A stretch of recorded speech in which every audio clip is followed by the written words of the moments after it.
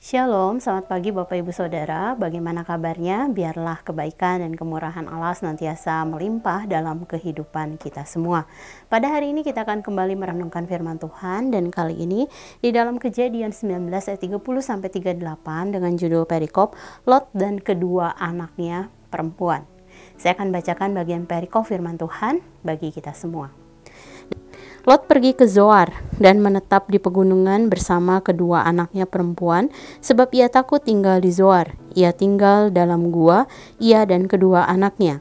Kata anak yang sulung kepada adiknya, "Ayah kita sudah tua, dan tidak ada laki-laki di negeri ini yang dapat menghampiri kita sebagaimana lazimnya di seluruh bumi. Marilah kita beri ayah kita minum anggur, lalu kita tidur dengan dia supaya kita meneruskan keturunan dari ayah kita." Pada malam itu, mereka memberi ayah mereka minuman anggur, lalu masuklah yang sulung dan tidur dengan ayahnya. Ayahnya itu tidak mengetahui ketika anaknya itu tidur dan ketika ia bangun. Keesokan harinya, yang sulung berkata kepada adiknya, "Tadi malam aku telah tidur dengan ayah. Marilah malam ini kita beri dia minum anggur lagi. Masuklah engkau untuk tidur dengan dia, supaya kita meneruskan keturunan dari ayah kita." Demikianlah pada malam itu mereka memberi ayah mereka minum anggur lagi, lalu yang lebih muda pergi tidur dengan ayahnya. Ayahnya itu tidak mengetahui ketika anaknya itu berbaring dan ketika ia bangun. Lalu mengandunglah kedua anak Lot itu dari ayah mereka. Yang sulung melahirkan seorang anak laki-laki dan menamainya Moab. Dialah bapa leluhur orang Moab yang sekarang.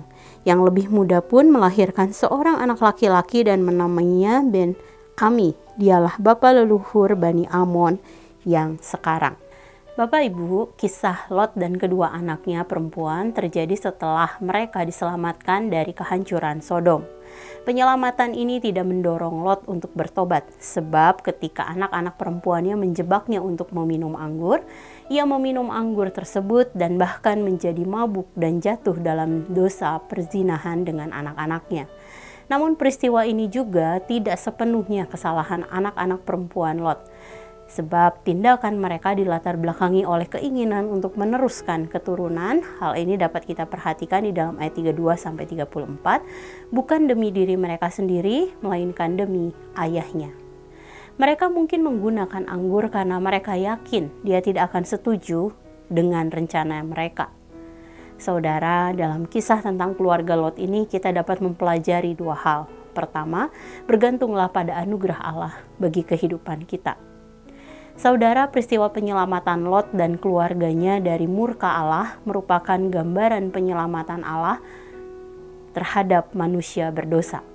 Kisah Lot dan kedua anak perempuannya menggambarkan bahwa setelah mereka menerima keselamatan, manusia seharusnya bergantung pada anugerah Allah dalam proses pengudusan.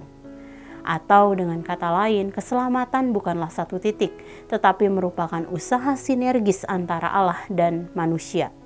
Usaha Allah adalah melalui kematian Kristus di kayu salib yang menjadi jalan bagi manusia untuk menerima anugerah Allah. Usaha manusia adalah menerima keselamatan dan hidup dalam pengudusan sebagai karya Roh Kudus. Oleh karena itu, ketika godaan datang menghampiri kehidupan kita, maka kita dapat sepenuhnya bergantung pada pertolongan dan anugerah Allah dalam kehidupan kita. Kedua, sebarkan nilai-nilai kerajaan Allah bagi sesama kita. Saudara, pilihan yang dibuat anak-anak Lot mencerminkan kurangnya penanaman nilai-nilai rohani dalam kehidupan mereka. Sehingga meskipun tujuan mereka adalah meneruskan keturunan ayah mereka dapat dibenarkan, namun cara yang mereka tempuh yaitu mempunyai anak dari ayah mereka adalah salah dan dosa di hadapan Allah. Hal ini menjadi suatu peringatan bagi kita sebagai orang tua, guru, atau pendidik, juga orang-orang dewasa dalam setiap bidangnya untuk tidak hanya menjadi saleh, tetapi mengambil bagian juga dalam penanaman nilai-nilai bagi generasi muda. Dengan demikian, nilai-nilai kerajaan Allah dapat menjadi patokan dan petunjuk hidup dalam kehidupan mereka. Saudara, mari menenangkan diri di hadapan Allah dan merenungkan firman yang baru saja kita dengar. Saudara, apakah kita telah bergantung pada anugerah Allah dalam proses pengudusan kita? Mari, jangan lepaskan tangan kita dari Allah. bergantunglah padanya dan izinkan Allah membentuk kita untuk menjadi serupa dengan Allah.